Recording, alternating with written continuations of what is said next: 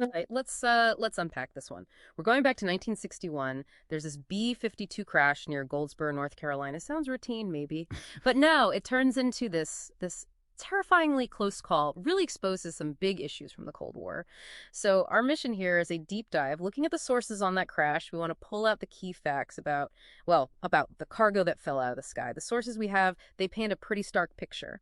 A major military accident, yes, but also this lingering legacy of a weapon that's still kind of there. Right. And you have to understand the backdrop. This is 1961, peak Cold War anxiety, think Bay of Pigs tension, U.S. strategy at the time. It was all about immediate readiness. And a big part of that was these constant airborne patrols. Operation Coverall, some called it, basically B-52s, armed in the air at 247. The idea was instant response capability. But, I mean, it also massively increased the risk of, well, things going wrong. Mechanical failure, human error. And the stakes. We need to talk about the stakes here. This wasn't just any B-52. Exactly. It was carrying 2 thermonuclear bombs. And these weren't small. We're talking huge hydrogen bombs. 3.8 megatons yield. 3.8 megatons. That's hard to even grasp. Enough to just wipe out a city. Quite easily.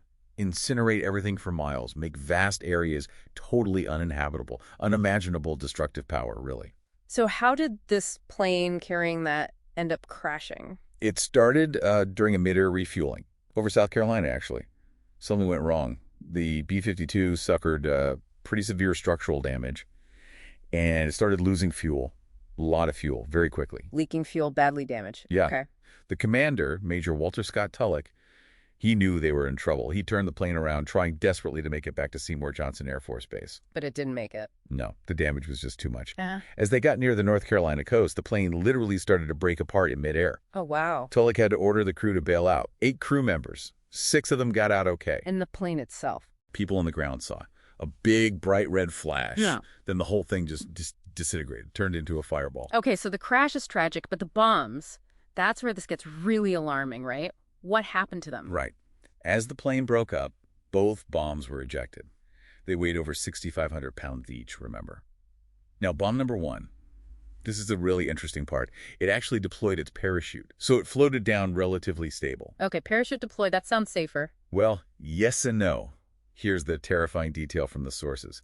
That bomb went through almost its entire arming sequence. It was one single, simple, low-voltage switch. Just one. That failed to close. Wait, just one switch out of how many steps? There were multiple stages, safety layers. But on this bomb, it came down to that one final switch failing. If it had closed that circuit, 3.8 megatons detonating right there in North Carolina. That's unbelievable. The fate of the entire East Coast hanging on one tiny switch. It really highlights the risks they were taking. This drive for readiness meant bombs were kept in a state very close to armed.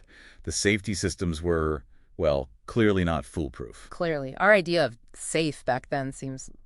Yeah, optimistic is one word for it. So that was bomb 1, the near miss. What about the second bomb? Bomb 2 is different. No parachute deployed for that one. It just fell. Plummeted about 3,500 feet straight down. Oh, man. Straight into a field. A soft, muddy, waterlogged field. Didn't detonate, thankfully, but it slammed in there hard. Created about a 5-foot crater.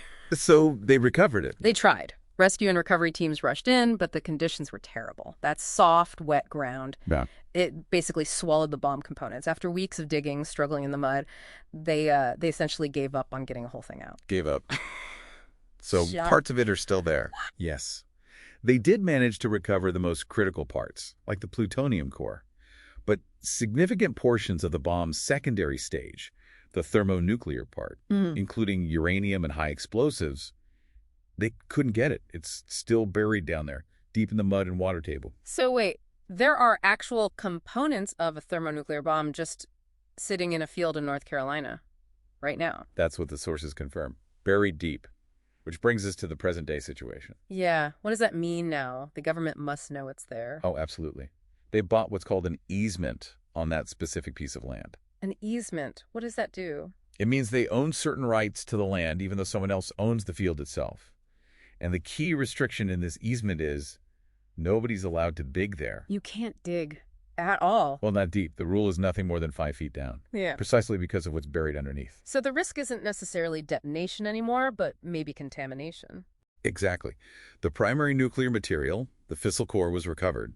But you still have uranium, heavy metals, high explosives down there. It's considered inert now, but it's still a potential long-term environmental hazard if disturbed, hence the digging prohibition. Incredible. So there's a physical reminder today. There is. If you go near Faro, North Carolina, you can apparently see this odd circle of trees in the middle of a field. That marks the spot. A circle of trees. Yeah. And locals sometimes talk about seeing strange lights there at night, orbs of light. The local legend is it's the ghosts of the airmen who died, still sort of watching over the site. Wow. Okay, so that brings us to the final thought here. This isn't just some historical footnote.